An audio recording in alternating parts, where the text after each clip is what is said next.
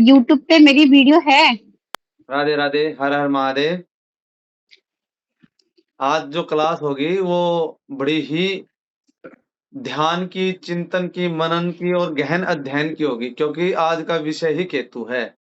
केतु एक ऐसा, हम जितने भी ओकल्ट करने वाले हैं, जितने भी एस्ट्रोलॉजर हैं, जितने भी गुप्त विद्याओं को जानने वाले हैं, तंत्र मंत्र साधना आदि जितने भी अघोरी है आदि है, सब करने वाले हैं, उनके जीवन में केतु ही है जो वैराग दिलाता है, जो त्याग करवाता है, जो समर्पण कराता है, जो उसको झुकाता है।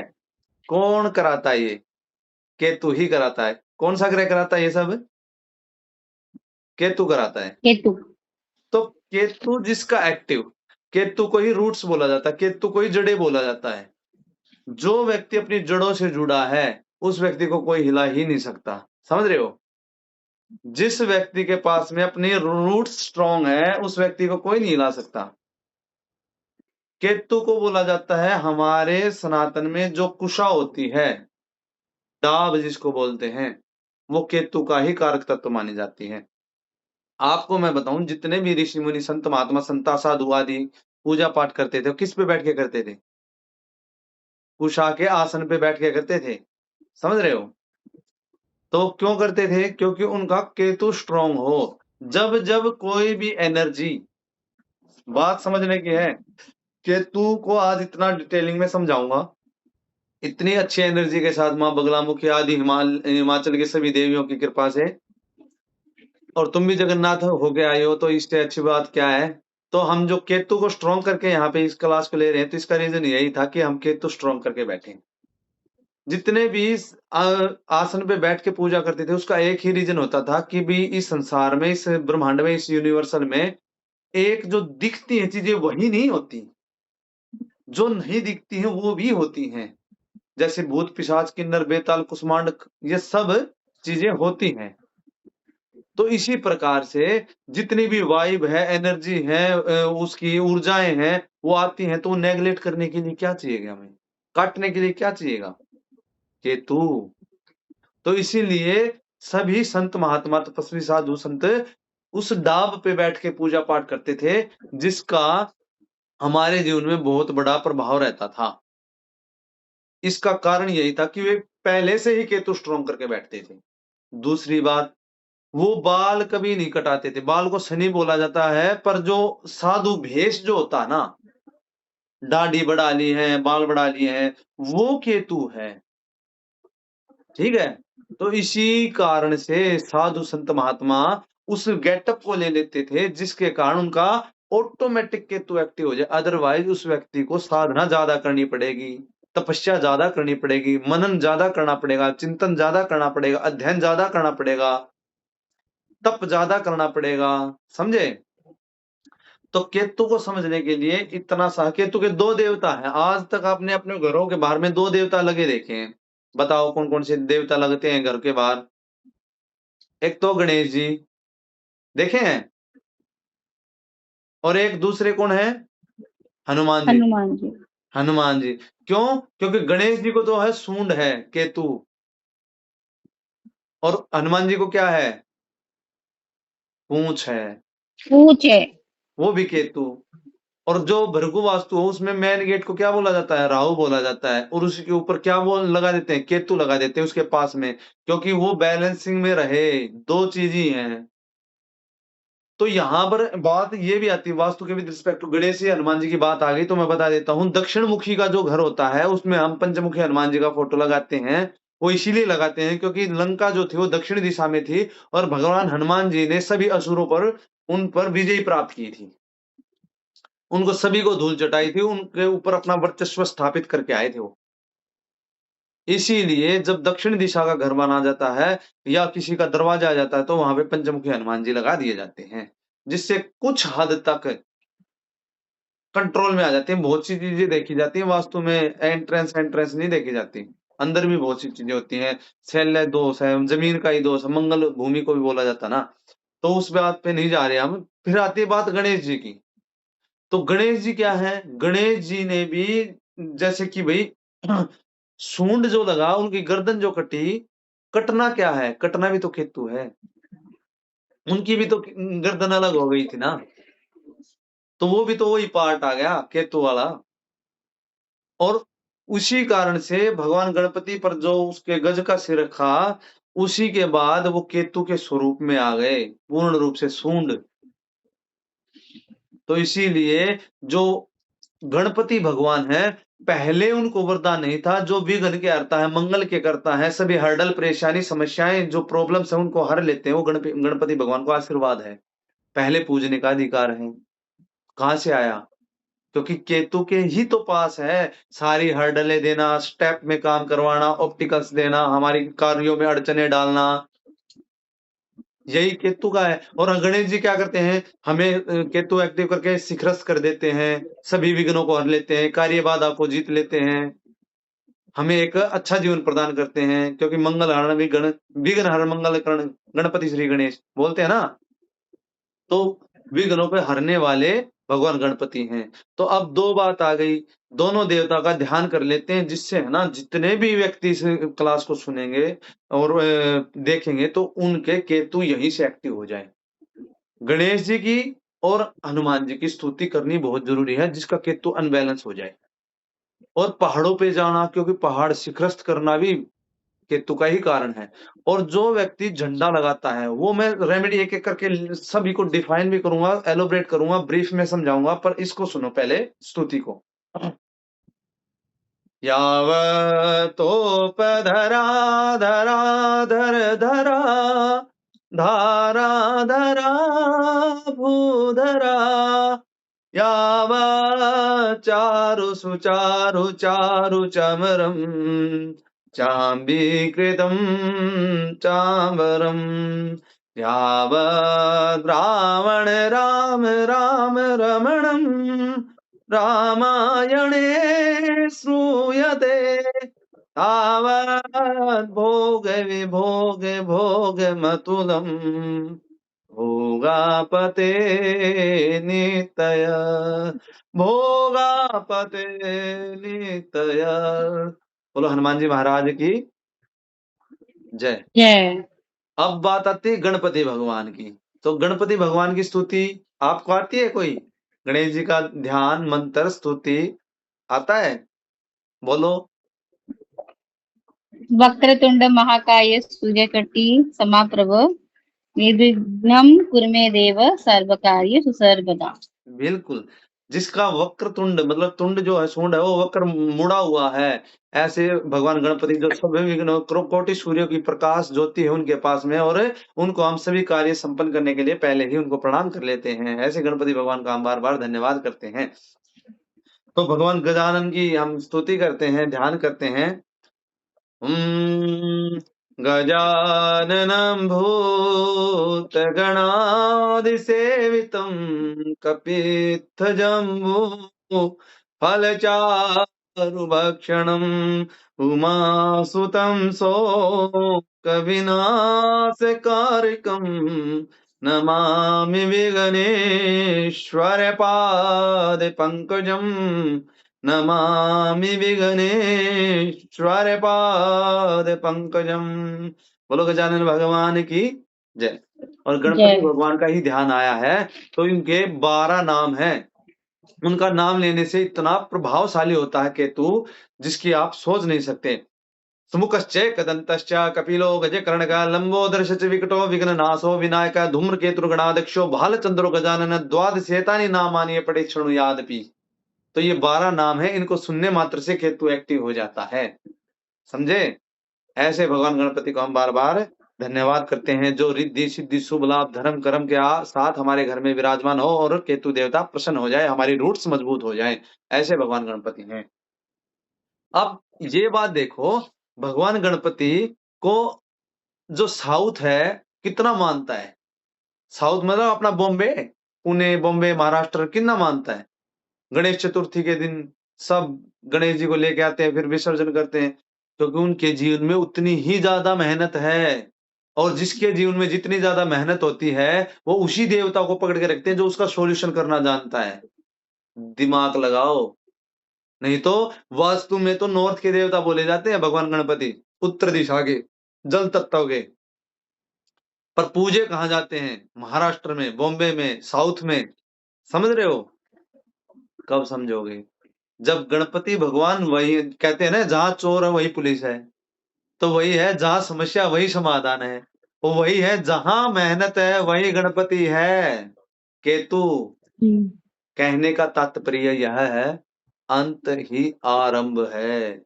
जहां व्यक्ति प्राण छोड़ के जाता है, केतु मोक्ष, और वहीं से दूसरा जन्म भी आरंभ है।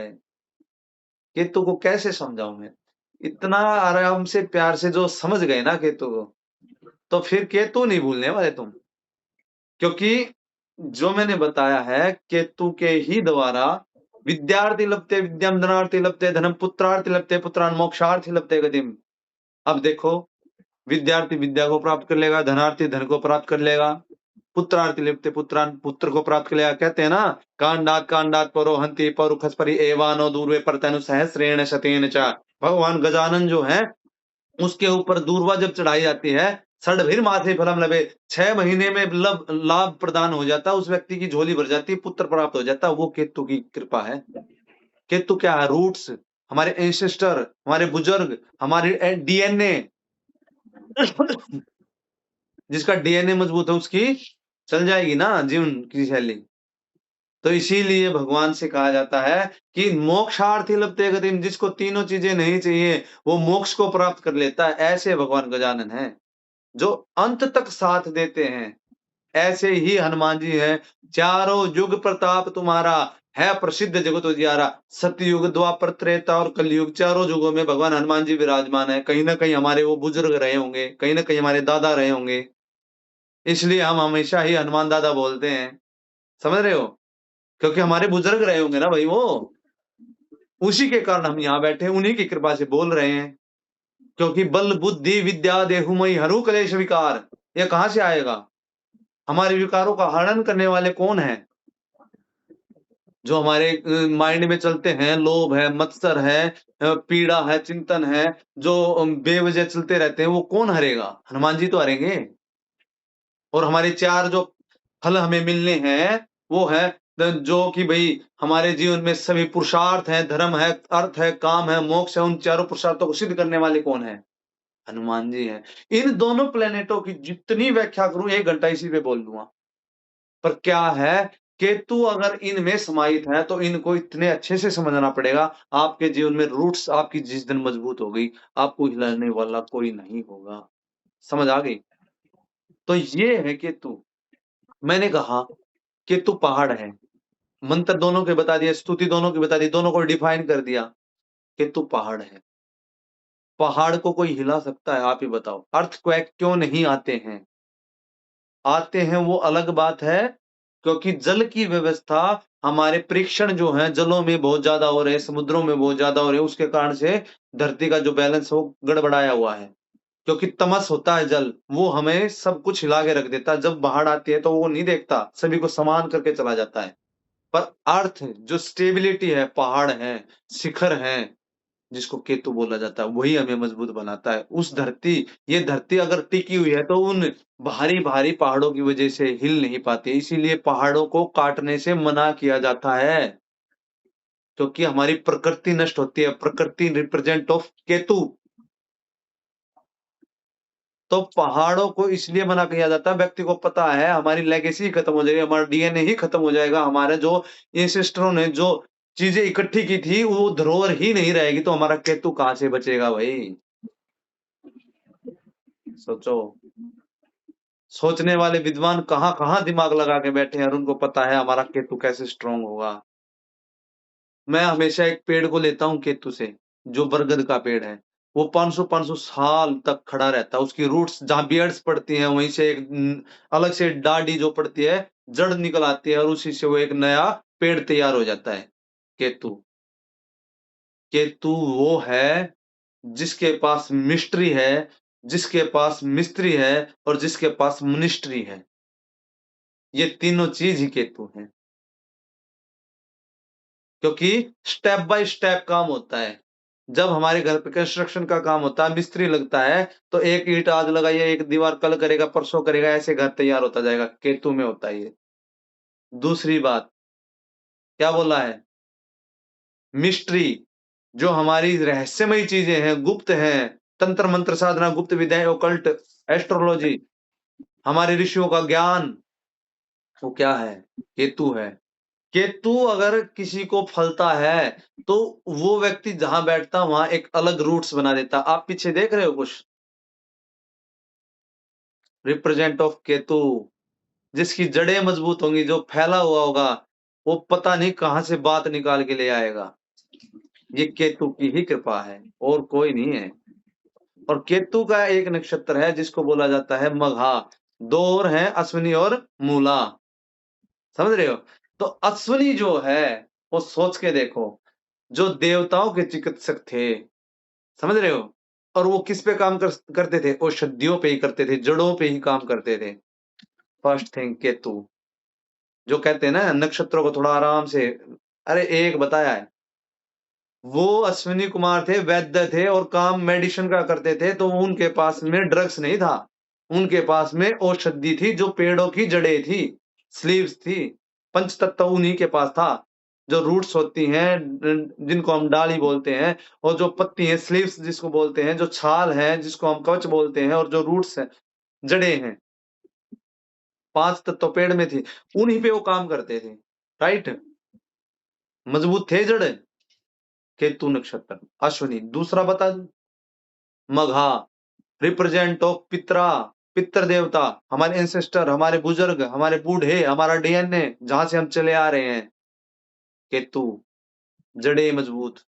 क्यों? क्योंकि उसका जो हर्ब बनता है, उसका ट्री बनता है, उसका प्लांट जो बनता है, वो बनता है बरगद। कितनी मजबूत, अभी बताया था मैंने। और तीसरा जो बनता है वो क्या है? मूला। मिनिस्टर मूल। मला। मूल क्या है? मूल को बोलते ही जड़ है भाई, जो सारा ही जड़ों में समाया है। आपको मैं बता दूं, बालकृष्ण को जानते हो, जो पतंजलि चलाते हैं, ओनर, बाबा रामदेव को जानते हो? बाबा रामदेव का सूर्य मूल नक्षत्र, वो सूर्य रिप्रेजेंट ऑफ सॉल्यूशन, समाधान, नेम फेम स्टेटस, व्यक्ति की ख्याति, उच्च प्रदान पद। कहां से प्राप्त हुआ? जड़ों से। औषधियों के बारे में बताना शुरू किया, समाधान देना शुरू किया। नक्षत्रों पे जब जाओगे तो बुद्धि खुल जाएगी। मूल को क्या लिखूं? हाँ, मूल को जड़ें लिखो ना, रूट्स, मूल, जड़ें। फिर आती है बालकृष्ण, आचार्य बालकृष्ण, बृहस्पति और बुध, दोनों ही मूल नक्षत्र में। बताओ, उसकी वाणी भी बोल रही है, और उसका जो देविक जीवन है, प्राणवायु है, उसका जो जीवन समर्पण है, वो भी बोल रहा है। ये मूल में ही समाहित है, जड़ों में ही समाहित है। इसका ज्ञान जो है वो जड़ों का ही है, औषधि का ही है। और कितने बड़े फाउंडर बने बैठे हैं। अनंत अंबानी डोनेशन करने जाता है, कहां जाता है? पूर्व भाद्रपद नक्षत्र में। तिरुपति बालाजी केस कटवाता है, शनि को साफ करा देता है। शनि क्या है? हमारी डिजीज, बीमारी। बाल मैंने पहले ही बोला ना, शनि है। उसका शनि बैठा पूर्व भाद्रपद नक्षत्र में। बोलो, उसके पूर्व भाद्रपद नक्षत्र बताता है जांघें हमारी, उसके जांघों में प्रॉब्लम है। समझे? और यहीं से हमें पता लगता है कि वो लोगों के पीछे कितने बड़े बड़े एस्ट्रोलॉजर बैठे होंगे जो सीधा नक्षत्रों पे काम करते हैं। हम पीछे पड़े, राशि कहाँ गई है, ग्रह कहाँ गया है, भाव किस में बैठा है, इनके चक्रों में फंसे बैठे हैं। और निकलने वाले एक अलग ही रास्ते से निकल रहे हैं। जैसे वीआईपी लाइन होती है ना, हम लगे बैठे लाइन में, और वो अलग रास्ते से जा रहा साइड से। तो जब नक्षत्रों पे काम किया जाता है तो वो भगवान से और हमसे मिलने के लिए वीआईपी लाइन है। इतना काम करते हैं। तो मैं केतु को समझा रहा हूं। तो जब केतु अगर समझ में आएगा, तीनों नक्षत्र मूल के बताए, तीनों ही जड़ों में समाहित हैं। और केतु को पहाड़ बोला जाता है, शिखरस्थ। और केतु को ही झंडा बोला जाता है। केतु ही हमें विजय प्राप्त कराता है। जितने भी लोग विजयी प्राप्त करना है, पहाड़ों के ऊंचे मंदिर में जाके केतु के नक्षत्रों में झंडा चढ़ा दें। जिसका केतु उसको अफलिक्टेड कर रहा है, उसको परेशान कर रहा है, उसको ट्रबल दे रहा है, इससे गजब रेमेडी नहीं हो सकती। क्योंकि वो डबल केतु स्ट्रॉन्ग कर रहा है। पहाड़ भी केतु है, झंडा भी केतु है, तीर्थ भी केतु है, और वो जो व्यक्ति जा रहा है, जा भी केतु के नक्षत्र में रहा है। इससे बड़े लेवल पे मैं बात क्या करूं? 4 से 5 6 लेवल पे जब जाके रेमेडी बनेगी, जब जाके केतु एक्टिव होता है। ऐसे नहीं है कि भई ये 4 चावल हाथ में मुट्ठी में लेके एंटी क्लॉकवाइज घुमा के चौराहे पे फेंक देना, ऐसे केतु थोड़ी एक्टिव होगी। जीवन निकल जाएगा, उम्रें निकल जाएँगी, व्यतीत हो जाएगा, हमारा जीवन समर्पण जब होगा ना किसी गुरु के चरणों में, किसी संत के चरणों में, किसी तीर्थ के चरणों में, वो केतु है। अब मैं बताता हूँ, मंदिरों को केतु बोलते हैं, तीर्थों को केतु बोलते हैं, ठीक है? केतु जितने भी हमारे बड़े-बड़े मंदिर हुए हैं, जिनके द्वारों के साथ छेड़छाड़ नहीं किया गया आज तक, अब तो कुछ भी बना दे रहे हैं मशीन के द्वारा काट-पीट के, नहीं तो तुम्हें भी पता है, जो माता वैष्णो देवी का पुराना मंदिर था, उसमें है ना लोग झुक के जाते थे अंदर।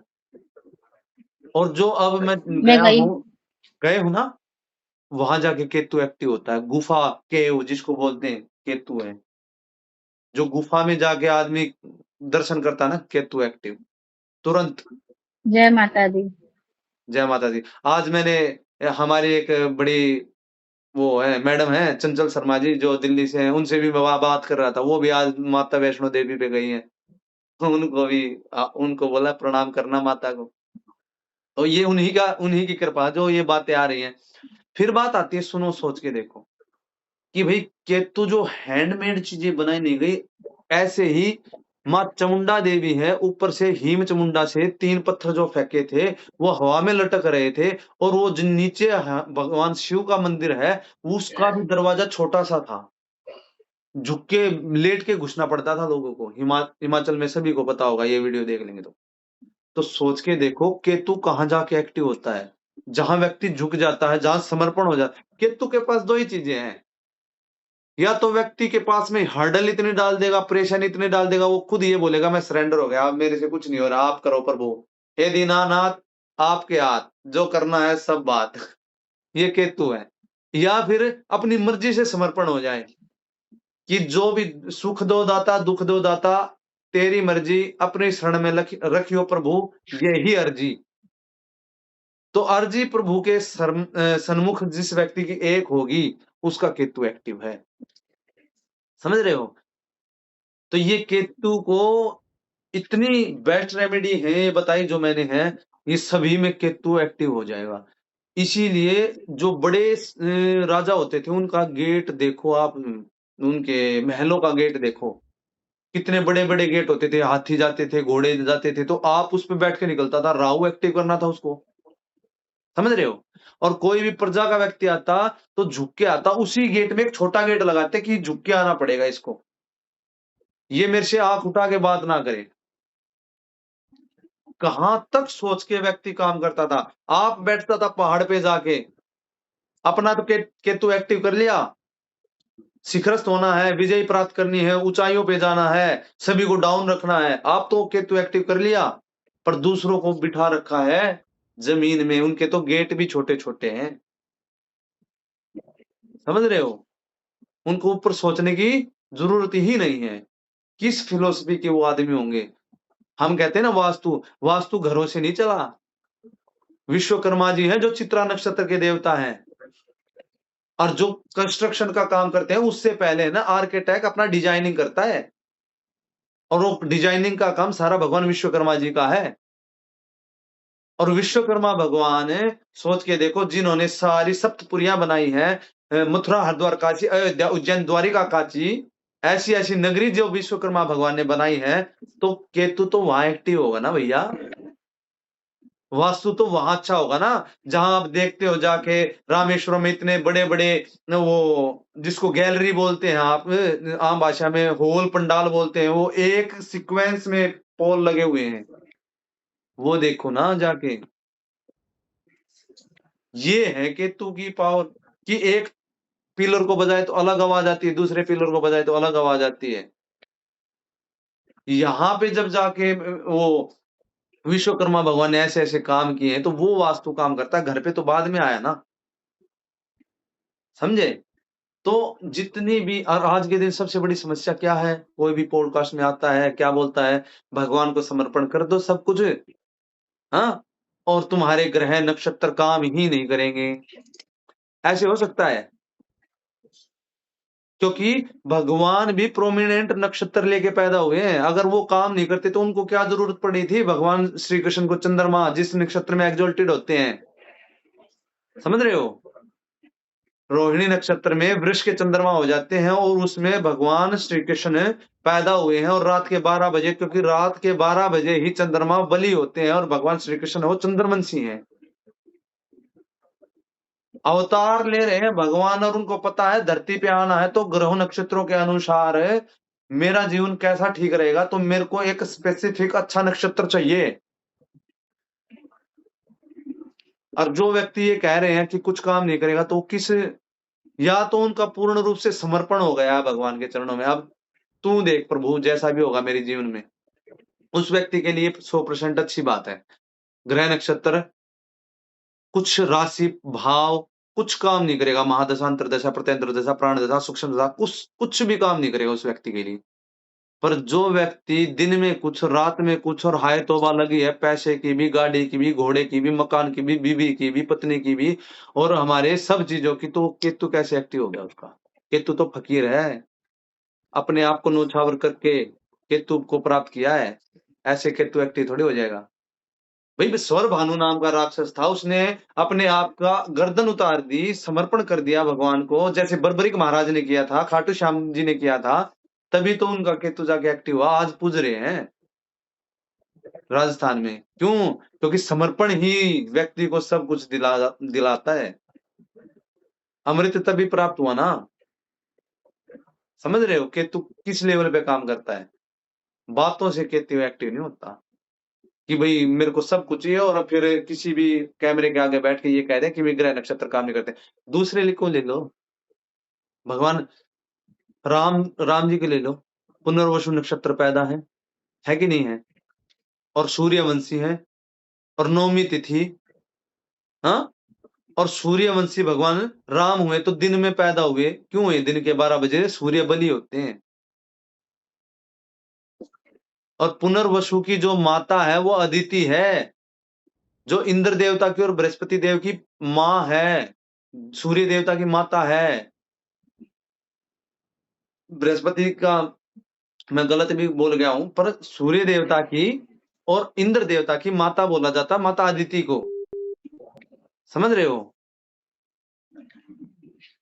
तो ये क्या है, इनको पता है कि किस दिन मेरे को जन्म लेना है। माता लक्ष्मी है, आर्द्रा नक्षत्र में पैदा हुई है। मैंने बताया था आपका नक्षत्र आर्द्रा है, माता लक्ष्मी हो, समझ रहे हो? इसका वर्णन अब नेट पे सर्च करोगे क्या दिखाएगा? अनुराधा नक्षत्र दिखा देगा। अनुराधा नक्षत्र में भाई मैं नक्षत्र भगवान की कृपा है मेरे ऊपर, मैं नक्षत्रों को कनेक्ट करता हूं कि भाई अनुराधा नक्षत्र रिप्रेजेंट ऑफ वेस्ट डायरेक्शन, क्योंकि उसके देवता बनते हैं मित्र। और मित्र जो होता मित्र देवता जो वास्तु में भी पश्चिम दिशा में ही निवास करते हैं, जैसे कि ब्रह्मणे नमः, भूद्राय नमः, अर्यमाय नमः, विवस्वानाय नमः, मित्राय नमः, तो पश्चिम दिशा में मित्र आते हैं। और मित्र देवता वो हैं जो समुद्र की गहराइयों में निवास करते हैं, ठीक है? अनुराधा नक्षत्र भी मित्र देवता का है। और माता लक्ष्मी जो है प्रकट हुई है तो वो समुद्र की गहराइयों से ही निकली है मंथन में। भाई कहीं ना कहीं कोई ना कोई इंटरनेट पे डाला है तो कुछ ना कुछ सोच के डाला होगा, मेरे को इतना समझ में आता है, वो तो नाम बताते हैं। पर जब हमारे गुरुजन बात करते हैं और जो हमको सिखाया गया वो आर्द्रा नक्षत्र सिखाया गया है। यही एक वर्णन उत्तरा फाल्गुनी नक्षत्र का भी आता है। उत्तरा फाल्गुनी नक्षत्र जो होता है वो सविता देवता, तो वो जो होता है साउथ डायरेक्शन में उस नक्षत्र में देवी की पूजा ज्यादा होती है, इसीलिए उसको भी मान लेते हैं।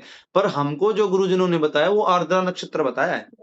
आर्द्रा नक्षत्र में वो राहु का नक्षत्र होता है और उसमें लक्ष्मी जी पैदा क्यों बताई? श्री सुक्तम आता है, श्री सुक्त को जब पढ़ते हैं तो आता है एक श्लोक आता है, मंत्र आता है, और वो ऋग्वेद का है। आर्द्रां पुष्करणीं पुष्टिं पिंगलां पद्ममालिनीं चंद्रां हिरण्मयीं लक्ष्मीं जात वेदो आवह। आ गया ना? आर्द्रां पुष्करणीं पुष्टिं पिंगलां पद्ममालिनीं, ये माता लक्ष्मी जो है आर्द्रा में ही आई है, यहाँ से वर्णन भी मिलता है। तो हम ऐसे गुरुजनों को प्रणाम करते हैं जो हमें ऐसी गुड केतु गुड़ विद्या प्रदान की है, नहीं तो व्यक्ति भटकता रहेगा, विद्या नहीं मिलेगी भैया। क्योंकि बोला जाता है जिसके शब्द काम कर जाएं, उस व्यक्ति को क्या कुछ भी मोल हो, उस व्यक्ति को खरीद लेना चाहिए, कुछ भी मोल हो उसका, क्योंकि सबके शब्द सबको नहीं लगते, सबकी एडवाइस सबको नहीं लगती, और सबका डॉक्टर सब नहीं हो सकता, सबके वैद्य मतलब मरीज जितने भी हैं उनका एक वैद्य हो सकता है, किसी का कोई होगा, किसी का कोई होगा, सबको सबकी दवाई थोड़ी लगती है। जरूरी थोड़ी है हम जो पढ़ा रहे हैं वो सभी को भाए, क्योंकि उसका भी एक लेवल होना चाहिए ना, कौन व्यक्ति इसको पचा पाएगा, कौन इस चीजों को सुन पाएगा। गुरु की कृपा किसको फलती है? विद्या ददाति पात्र, जो पात्र होगा, नहीं तो क्या होगा, क्या होगा? अब बोलते हैं गलत ना हो जाए तो, पुस्तक या विद्या पर हस्तगतम धनम समुपकालीन तत् विद्या न तत् धनम।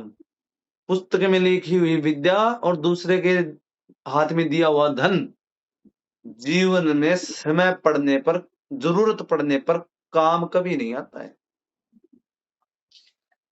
समझे? तो काम क्या आता है? डिग्री काम नहीं आती। तूने कितनी डिग्री कर रखी है? विद्वानों की सभा में ज्ञान काम आता है, जो गुरुजनों से प्राप्त होता है। डिग्री दिखा दो मैंने इतनी कर रखी, हताश होना पड़ जाएगा कि इतनी डिग्री करने के बाद भी तूने 2 अक्षर नहीं पढ़े, पढ़ लेता तो यहाँ पे तू चुप नहीं बैठता।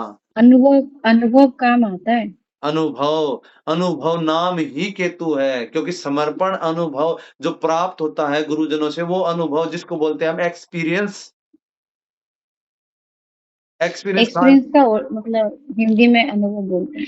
हाँ, अनुभव बोलते हैं। तो अनुभव कहाँ से मिलेगा? हमारे गुरुजनों से मिलेगा, क्योंकि वो 70-70 साल के हैं और उन्होंने बैठा है, अपना पूरा जीवन दिया, समर्पण किया ज्योतिष को, उन्होंने जो मंथन किया, चर्निंग की है, उसके बाद जो हमें प्राप्त कराया है मक्खन है। मिमाम भूमध्य, जो एक आता है श्लोक, आई थिंक मेरे को अब ध्यान नहीं है, वो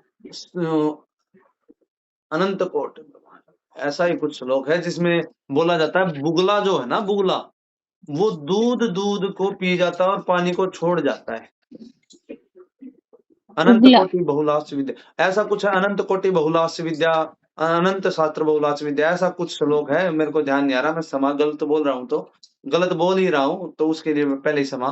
तो वो ऐसा श्लोक है, उसमें आता है लास्ट में कि अनंत शास्त्र बहुलास्य विद्या, ऐसा कुछ है। तो उसमें बोला गया यही है कि बहुत सारा बहुत कम समय है और बहुत सारी विद्या है, अल्प शास्त्र बहुलास्य विद्या, ऐसा कुछ। तो उसमें भी विघ्न बहुत ज्यादा है थोड़े समय में भी, और उसमें हमने करना क्या होता है, भावार्थ बता दे रहा हूँ, उसमें हमें करना क्या होता है, जो लर्न टू एक्सपर्ट है वो यहाँ पे इंप्लीमेंट होता है, जो गुरुओं के द्वारा मंथन की हुई विद्या है उसको अगर हम ग्रहण कर लेते हैं तो हमें कम समय में अच्छी विद्या प्राप्त हो जाएगी। ठीक है, तो ये गुरुजनों की कृपा है, इससे ही केतु एक्टिव होता है।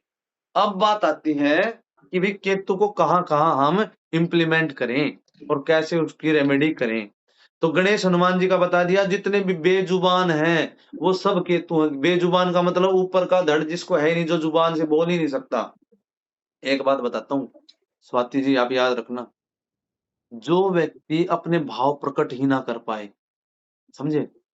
जो व्यक्ति ये कहे मैं यहाँ तक, लेडीजों में बहुत होता है कि मैं यहाँ तक भरी बैठी हूँ, मैं अपनी परेशानी किसी को बता भी नहीं सकती, मैं रो भी नहीं सकती, और मैं किसके सामने अपनी व्यथा बोलूं?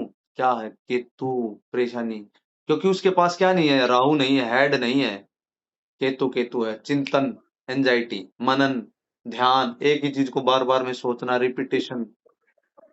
क्या है? केतु। क्यों? उसके पास मुंडी नहीं है, बोले किसको? थायराइड किन लोगों को होता है पता है? थायराइड लेडीजों में सबसे ज्यादा थायराइड इसलिए होता है क्योंकि वो लेडीज अपने भाव को प्रकट किसी के सामने नहीं कर पाती हैं, खुल के बता नहीं पाती हैं, और वो एक चीज को बार बार में ज्यादा मनन चिंतन अध्ययन और उसी के बारे में चर्निंग करती रहती हैं, इसलिए उनको थायराइड होता है। समझ रहे हो क्या बात है? किस लेवल पे गुरुओं ने तपाया होगा हमें, किस लेवल पे हमें घसीटा होगा, लपेटा होगा, रगड़ा होगा। जब ये दिमाग में कोई भी चीज़ें देख के तो नहीं बोल रहा मैं। मेरे को ये पता है किस पे बोलना बस, ये नहीं पता क्या बोलना है। समझे? ये केतु ये है। तो सही बात है गुरुजी।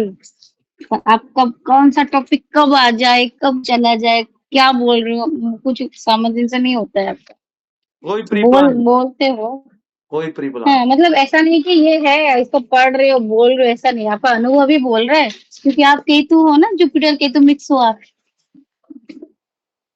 ये सब हमारे कृपा है। पूज्य गुरुजी हाँ। जुपिटर और केतु के मिक्स ब्रीड है, जैसे बोलते हैं ना वैसे। तो निकलेगा ना पिछला अनुभव, तो आप भले ही यंग हो, लेकिन आप जैसे बोल रही हो ना, जैसे कोई पुण्यात्मा बोल रहा है पिछले जन्म का इतना अनुभव लेके आया है और अपना सब बोल रहा है वैसे।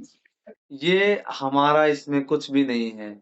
ये पीछे से ही आया, आपका बिल्कुल वचन सत्य है। इसमें अगर कोई देखो केतु करता है ना, केतु समर्पण करता है, केतु त्याग कराता है, केतु व्यक्ति को अहम नहीं छोड़ता, केतु उसको ना घमंड नहीं छोड़ता, एरोगेंट नहीं छोड़ता, ईगो नहीं रखता उसमें, उसको बिछा देता है। अगर व्यक्ति को कुछ बोले भी ना, तो उसको ना, जैसे जैसे तुम शब्द बोल रहे थे मेरे रोंगटे खड़े हो रहे थे, मेरे को अपने गुरु याद आ रहे थे, क्योंकि ये इसमें मेरा है ही नहीं कुछ। और वो जितना भी श्रेय जाता है वो उन्हीं को जाता है, उन्हीं के चरणों में समर्पित होता है, क्योंकि विद्या नाम नरस्य रूपमधिकम विद्या प्रछन्न गुप्तम धर्म विद्या योग करी ऐसा सुख करी विद्या गुरु नाम गुरु। तो ये विद्या गुरुओं की भी गुरु है।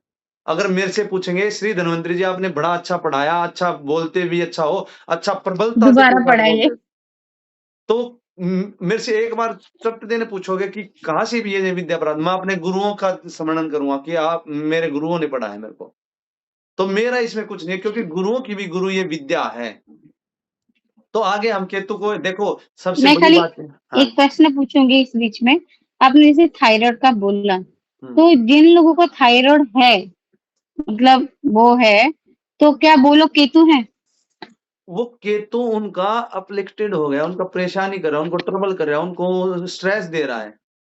उनको केतु यूटिलाइज करना चाहिए, कैसे ओकल्ट में आ जाओ, उनको एस्ट्रोलॉजी में भेज दो, उनको ज्योतिष में भेज दो, उनको मनन में कर दो, उनको मेडिटेशन करा दो, उनको चिंतन में डाल दो। समझ रहे हो? उनको वो बात याद ही नहीं आएंगी जो उनको ट्रॉमा देती है, क्योंकि वो अलग ही फिल्म में चला गया, अब अलग ही दुनिया में चला गया। केतु वो दुनिया है जहां पे 27 नक्षत्र हैं, हाँ, 9 ग्रह हैं, 12 राशि हैं, 12 भाव हैं, और 9 खंड हैं, सप्त द्वीप हैं, 14 मनमंत्र हैं। ये ऐसी ऐसी चीजों के बारे में जब वो खोजना शुरू करेगा, तब जा देखो, हम बोलते हैं अतल वितल सुतल तलातल मातल सातल पाताल, जो नीचे होती हैं, और ओम भू ओम भ ओम स्व ओम मा ओम जन ओम तप ओम सत्यम, ये 7 लोग ऊपर होते हैं। तो 14 लोग हैं, जब इनके बारे में थोड़ा थोड़ा भी जानने की कोशिश करेगा वो, ध्रुव लोक अलग से रह गया जो ध्रुव भगत ने बसाया है, स्वर्ग लोक अलग से है। ठीक है? तो सोच के देखो, ध्रुव तारे के दर्शन करते हो ना, वो ध्रुव लोक है उत्तर दिशा में। सिद्ध लोक अलग है, सप्त ऋषि अलग है, विश्वामित्र जमदग्नि भरद्वाज गौतम अत्रि वशिष्ठ कश्यप, जो ऋषियों की कृपा होगी, जब केतु क्यों नहीं एक्टिव होगा, उन्हीं की चर्चा हो रही है। समझ रहे हो? तो ये केतु की ही कृपा से आप इतना जीवन में प्राप्त कर पाते हो, क्योंकि जिसका रूट स्ट्रांग होते हैं वही ऊंची उड़ान ले पाता है। और आपको मैं अब जो बात बताने जा रहा हूं, उससे आप भी प्रसन्न हो जाओगे। मघा नक्षत्र का एक वो आता है, बर्ड आता है, दिख रहा है पीछे, ईगल, बाज। इसको एक समय ऐसा आता है, ये अपने आप ही ऊंचाई पे जाके बैठता है और अपने आप ही अपने पंखों को, अपने पंजों को अपनी चोंच से काट देता है। काटना रिप्रेजेंट ऑफ केतु। और उसी के बाद वो ऊंची उड़ान ले पाता है। जो स्काई व्यू देता है वो भी केतु है। जो ड्रोन शूट करते हैं, जो ऊपर से व्यू लेते हैं, वो सब केतु हैं। जितने भी ये ब्राइडल शूट लेते हैं ना, ऊपर से आ रही है वो, जब ड्रोन शूट करते हैं, वो केतु वाले बंदे हैं। चित्रा नक्षत्र इन रिप्रेजेंट ऑफ केतु। मैं ये नहीं कह रहा अब चित्रा नक्षत्र का देवता केतु होता, ओए गलत ना जाना। चित्रा नक्षत्र वो तो नहीं मंगल, समझी मैं, चित्रा नक्षत्र। चित्रा नक्षत्र तो मंगल का होता है, उसके देवता विश्वकर्मा होते हैं। वहां से मैंने फोटोग्राफी उठाई है। जिसका केतु चित्रा नक्षत्र में गया हुआ, केतु क्या है, केतु क्या है, ड्रोन शूट है ना, जो ड्रोन शूट का काम करता होगा, फोटोग्राफी का काम करता होगा, वो बड़ा गजब का शूट करता होगा भाई। वो जो एक आधे हम रील देखते हैं ना और उसको 5-7 बार देख लेते हैं, ये चलती ट्रेन से ड्रोन उड़ाया, और वो उससे फिर कमेंट में पूछते हैं कि ये ड्रोन तूने कहाँ पकड़ा भैया, जाने दिया। वो वो यही व्यक्ति है जो कुछ भी करते हैं, क्योंकि रेल रिप्रेजेंट ऑल्सो केतु, क्योंकि वो भी तो लंबी है। पटरी ऑल्सो केतु, तीर्थ ऑल्सो केतु, लंबी जितनी चीजें हैं वो सब केतु हैं। देखो कुछ भी केतु के इर्द गिर्द ही है सब कुछ, वो आज ध्यान ही नहीं आ रहा है। ये केतु की ही कृपा जो क्योंकि आज आज कौन सा नक्षत्र है? आज रेवती नक्षत्र पर जो रात्रि में लगेगा वो केतु का ही नक्षत्र लगेगा, अश्विनी। और ये वीडियो अपलोड होगी तो वो केतु के ही नक्षत्र में अपलोड होगी, इसीलिए इसीलिए। और थोड़ा वो आने वाला है ना, तो अपना इफेक्ट तो प्रभाव, दिखाएगा पहले से। और बिल्कुल रेवती नक्षत्र रिप्रेजेंट ऑफ मोक्ष त्रिकोणा। 4, 8, 12 राशि जो जाती है वो मोक्ष त्रिकोण में जाती है, और 12 नंबर की राशि में रेवती नक्षत्र लास्ट के चरण में आता है, लास्ट स्टेप पे आता है, तो वो मोक्ष त्रिकोण, मोक्ष ऑल्सो केतु।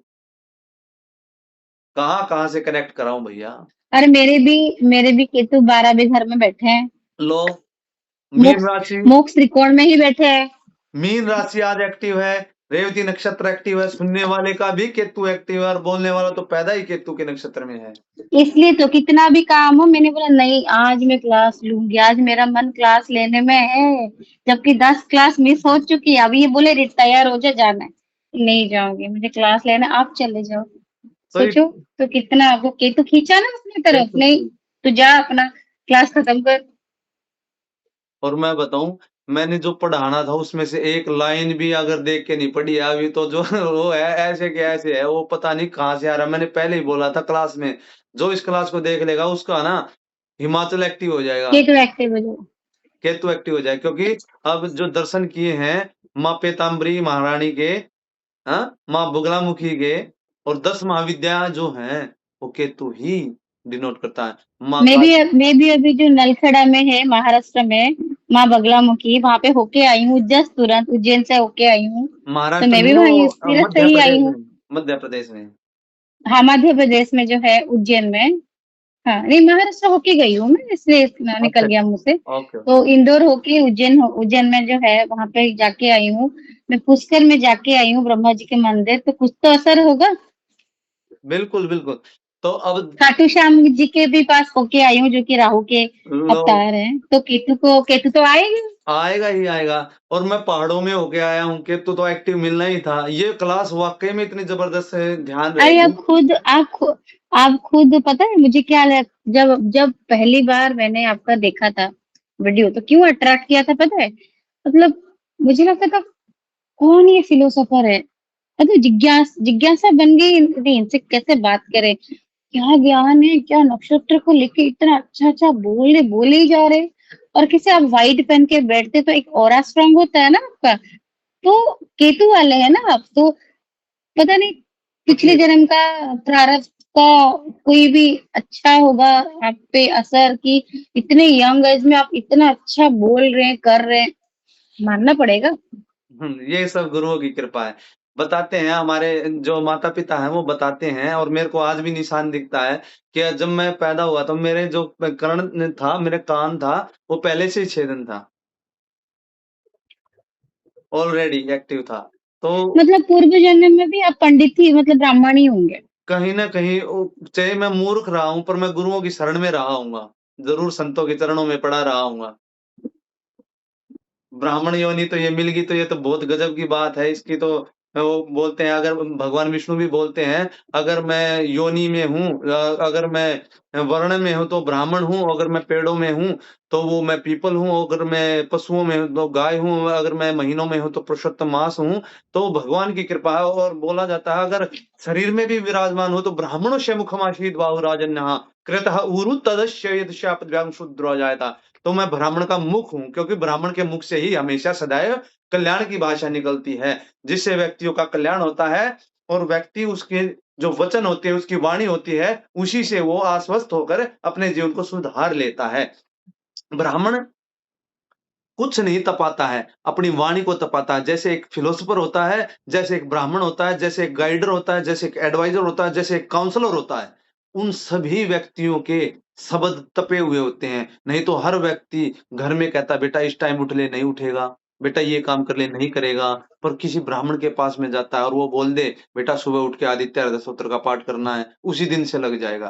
क्यों? क्योंकि कहीं न कहीं उसका तप उसके साथ जुड़ जाता है। तो हम तो जीरो थे, हमारे पीछे गुरुओं का जो तप जुड़ गया, इस कारण से आज हम चमक रहे हैं। ये केतु की ही कृपा है, ठीक है? तो ये सब बातें जो हैं, वो केतु इतना प्रबल हो जाएगा, जो 10 महाविद्याएँ हैं ना, उसके बारे में मैं कभी चर्चा करूँगा। मैं ज़्यादा इसके बारे में तो, क्योंकि ये गुप्त है विद्या, पर केतु का जो नक्षत्र, अगर ने बता दिया नक्षत्र तो, केतु का अगर हम जो बात कर रहे हैं, तो 10 महाविद्याओं के नाम लेना ही मेरे लिए सौभाग्य की बात होगी। उनका हम ध्यान कर लेते हैं। माँ काली, माँ तारा, माँ त्रिपुर सुंदरी, माँ धूमावती, माँ भुवनेश्वरी, माँ त्रिपुर भैरवी, माँ छिन्नमस्तिका, माँ बगलामुखी, माँ मातंगी, माँ कमलात्मिका नमो नमः, माँ भगवती पीताम्बरी नमो नमः। ये 10 महाविद्याएँ हैं। इनको जो स्मरण कर लेता है, जो ध्यान कर लेता है, जो चिंतन कर लेता है, उसकी जीभ पे सरस्वती ऐसी बैठती है, व्यक्ति उसके मुँह की तरफ देखता ही रह जाता है कि ये बोलता कहाँ से? इसको ध्यान कहाँ से आती हैं चीज़ें? ये सब माता की कृपा है। और ज्योतिष को सीखना है, फिर कह रहा हूँ, भागना नहीं है। जिस चीज़ को सीखना है, उसका डट के सामना करना पड़ता है, कार्तिकेय बनना पड़ता है। कार्तिकेय जी जो हैं, वो लीडरशिप करने वाले हैं। वो असंभव को संभव करने वाले हैं। जो किसी से नहीं मर रहा था, वो तारकासुर, वो कार्तिकेय जी ने ही मारा। बता दूं, केतु को एक्टिव करने के लिए हमारे जीवन में 18 ज्योतिष प्रवक्त आचार्य हुए हैं। ज्योतिष में प्रवेश करने से पहले ये जरूर पढ़ना चाहिए, जरूर याद करने चाहिए। और ये बम्पर धमाका है इस वीडियो का। ये जिसने डेली करना स्टार्ट कर दिया, मैं रहस्य बता देता हूँ। व्यक्ति अपनी गुण निधि संस्कार बताते नहीं है, और मैं ये कहता हूँ, अगर ये लुटाने से भी किसी का भला हो जाता है तो मैं लुटाने के लिए तैयार हूँ। इसीलिए मैं कोई चीज़ छुपाता नहीं हूँ, समझे? क्योंकि छुपाई हुई चीज़ पहली अब बाँटने के लिए आना पड़ा है, अब छुपाएँगे तो क्या पता फिर आना पड़ेगा। समझ रहे हो? तो हमको ये पता है, 8 सिद्धिनो निधि है, अणिमा, महिमा, लघिमा, गरिमा, प्राप्ति, पराक्रम, ईशित्व, विशित्व, 8 सिद्धि। पदम, महापदम, नील, नंद, मुकुंद, मकर, कच्छप, शंखरव, नवनिधि। अष्ट सिद्धिनो निधि के दाता, असवर दीन जानकी माता। अष्ट सिद्धिनो निधि के दाता। हमको भगवान हनुमान जी अभी बताया था, हमारे एंसेस्टर रहे हैं, बड़े रहे हैं, दादा रहे हैं, वो देने वाले थे, ना कि छुपाने वाले। वे दाता हैं, तो हमको भी दाता ही बनाया प्रभु ने कि दे दो इन चीजों को, छुपाओ मत। छुपाओगे तो क्या ही तुम्हारा रहेगा, समझे? इसीलिए विद्या अथवा विद्या विद्या चतुर्थम नास्ति साधनम बोला जाता है। गुरु शुश्रूषया विद्या पुष्कलेन धनेन वा अथवा विद्या विद्या चतुर्थम नास्ति साधनम। विद्या का आदान प्रदान करने से ही विद्या प्राप्त होती है। गुरु की सेवा करने से विद्या प्राप्त होती है। पुष्कलेन धनवा, जिसके पास धन अच्छी मात्रा में है, अच्छे गुरु को देने के लिए, उसको भी अच्छी विद्या प्राप्त हो जाएगी। तो कहने का यही है कि छुपाने से कुछ नहीं होगा, बांटने से होगा। तो मैं जो आचार्य बता रहा हूँ, 18 आचार्य हैं, उनको हमेशा ध्यान रखो और उसी से ज्योतिष आएगी।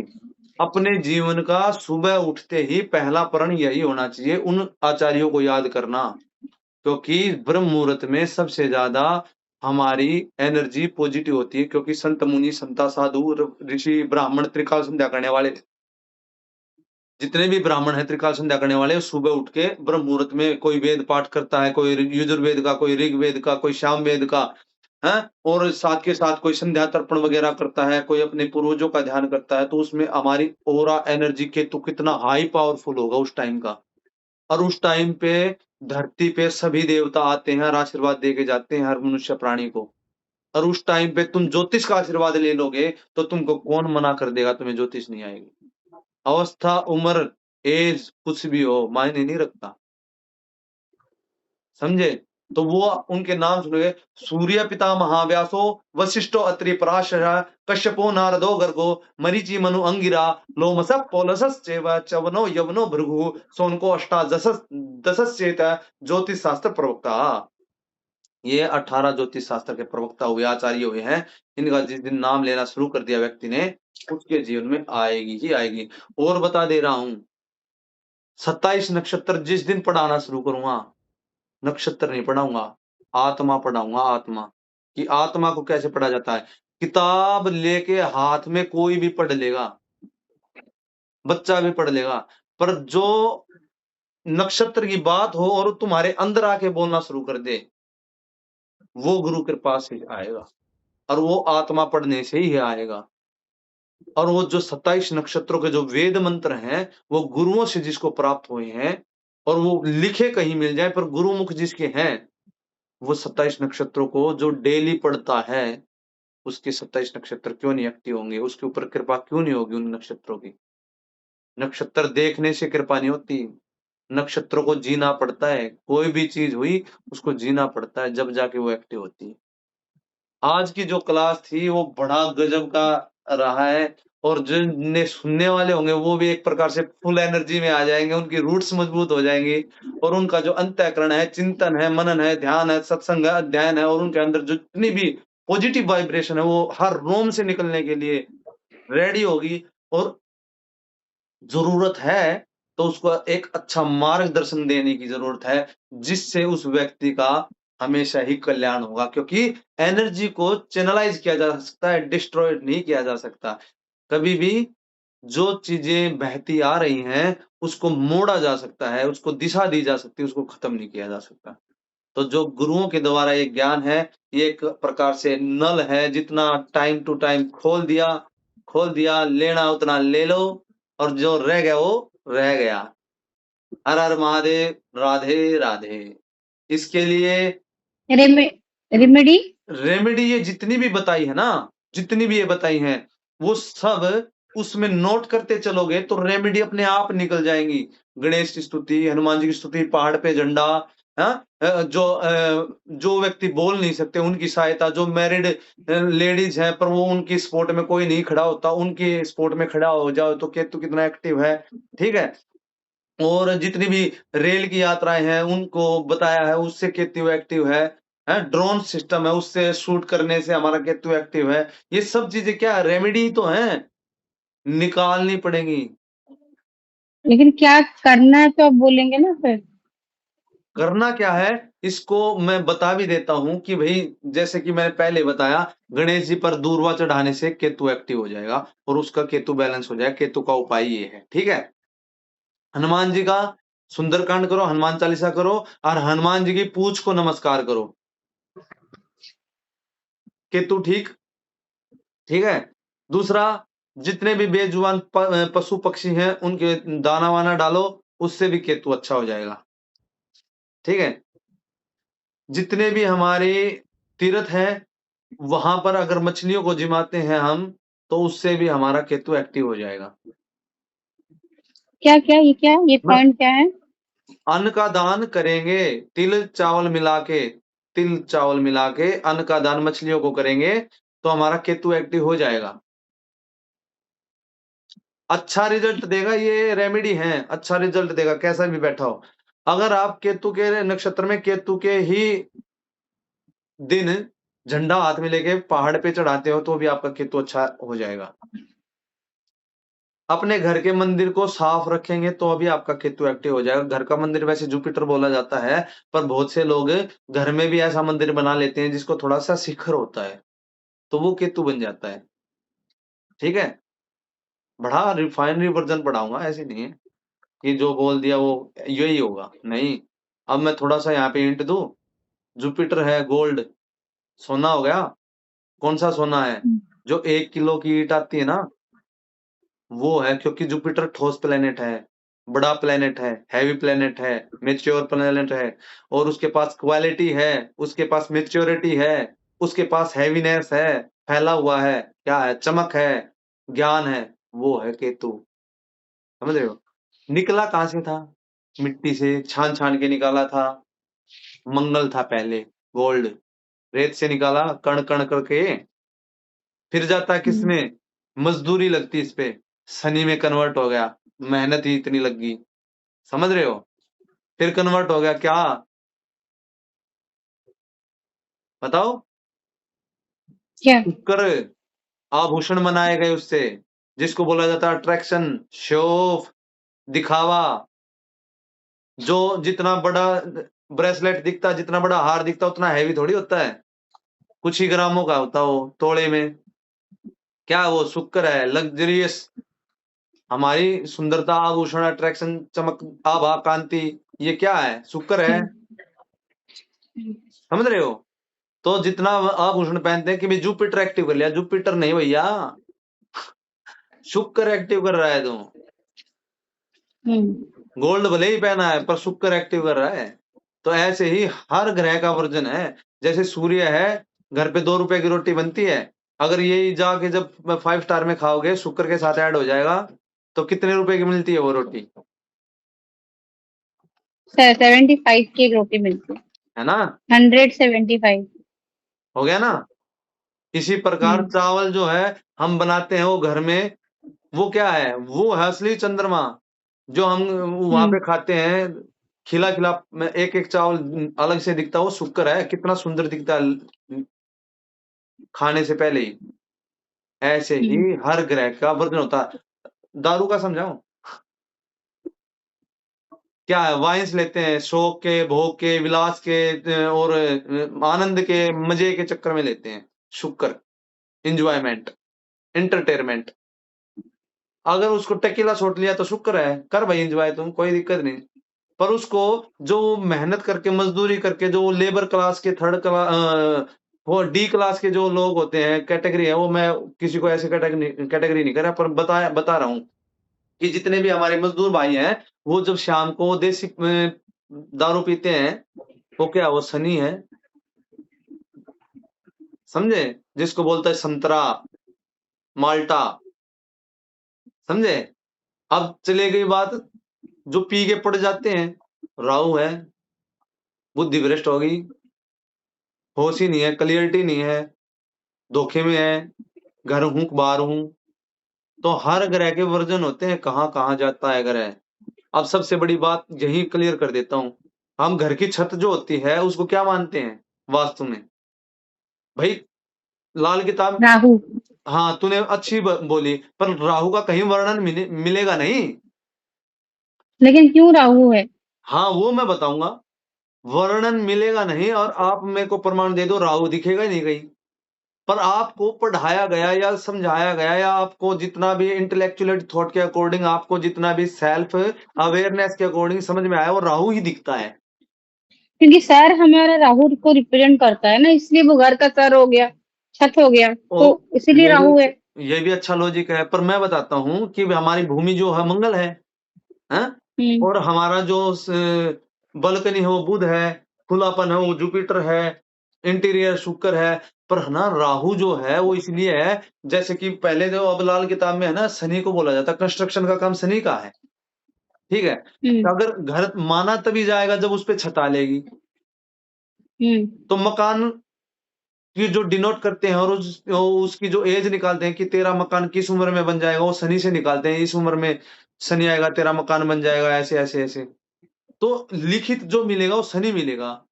पर आपको जिससे कि मैंने बताया कि कैसे कन्वर्ट होना पड़ता है, ऐसे आप बताता हूँ, समझाता हूँ, सुनो, बड़ा मजा आएगा।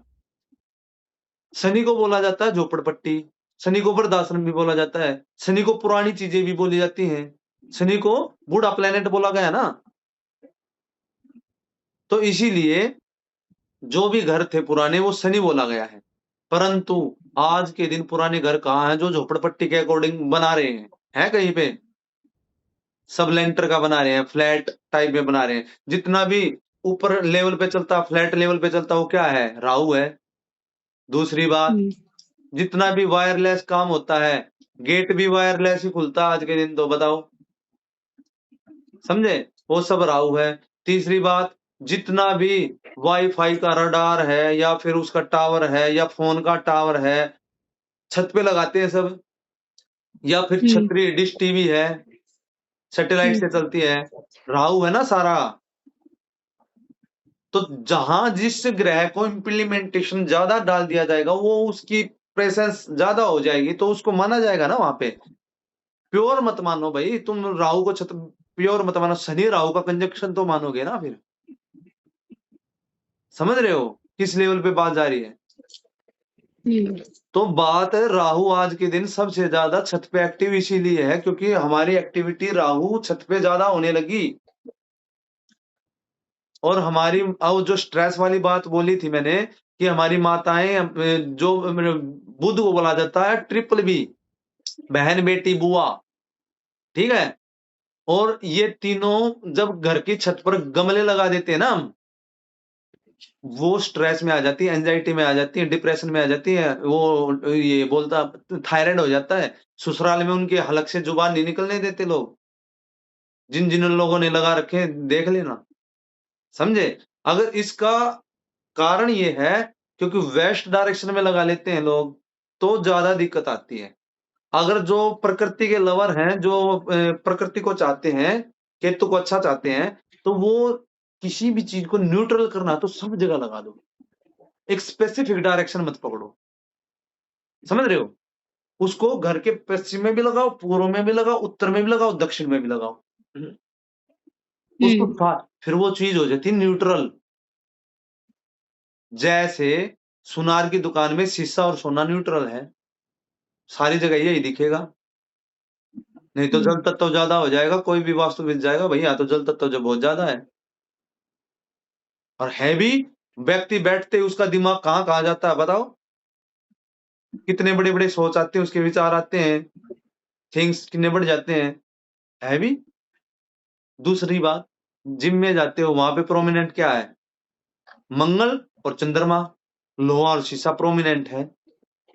अब वहां जाके व्यक्ति के मन में विचार क्या आता है? मेहनत की आती है और ज्यादा से ज्यादा सोच विचार आता है। मंगल बॉडी बोली जाती है बीएनएन में। आदमी शीशे में अपनी बॉडी को ही देखता रहेगा, लगाया जाएगा। लोग सोच रहे हैं हम अपनी मर्जी से कुछ कर रहे हैं, ये नहीं पता सारा सब कुछ प्लेनेट डिसाइड कर रहे हैं, मंगल और चंद्रमा कर रहे हैं। चंद्रमा मन है, वहां जागते व्यक्ति का मन करता है कि मैं ये भी डंबल मारूं, ये भी करूं, वो करूं, वो बॉडी को दिखाना चाहता है चंद्रमा। मन में सोच चलता है कि मेरी बॉडी दिन के बाद ऐसी हो जाएगी, किससे? मंगल से, मेहनत से। दारू की दुकान में जाते हैं, प्रोमिनेंट क्या है वहां पे? राहु, वीनस बोल लो, कोई लग्जरी है या ब्रांडेड वे है, ब्रांड है के शॉर्ट सर्म में क्या बोलते हैं दारू शनि भी तो बोला जाता है ना, शनि भी तो बोला जाता है। वाइन्स अगर ब्रांडेड रखी है तो वो शुक्र हो गया प्रोमिनेंट है। जो तरल चीजें वो भी चंद्रमा नहीं होगी, पानी ही तो है। इससे पहले ये क्या है? भाप से तो बनता है, अलग थोड़ा थोड़ा थोड़ा टपक टपक के। कब सोचोगे भाई? नहीं तो राहु कैसे है? क्या शराब। शराब एक्सेस होगी तो राहु हो जाएगा ना, वो तो कन्वर्ट किया था तब बताया था। एक्सेस की और अगर शनि शनि शनि शनि हो गया तो मजदूर लोग जो मेहनत को, थकान को दूर करने के लिए पीते हैं, जो टूटे पड़े हैं शरीर से। जो ब्रांडेड लोग हैं वो तो ये थोड़ी पीते हैं, वो मतलब ब्रांडेड लोग होते हैं शुक्र मिक्स राहु, शुक्र मिक्स राहु, स्कॉच। और ये जो लेबर लोग होते हैं वो शनि मिक्स राहु। और जो मन के थके हारे बेचारे लोग अपने इमोशन के पागल होते हैं, वो हो गए चंद्रमिक्स राहु। हाँ, जो किसी का दिल टूट गया पी लो, किसी का कुछ हो गया, कुछ अब नहीं हो रहा है मेरा, जॉब नहीं लग फिर वो इमोशन के मारे वो हो गए चंद्रमिक्स राहु। तो समझ में आया जो मैंने फिर बताया। सूर्य मिक्स राहु कौन है? जो अपने भूखे हैं, ईगो, जिसका ईगो हर्ट हो गया, जो वो तो है, ईगो वाले तो है ही।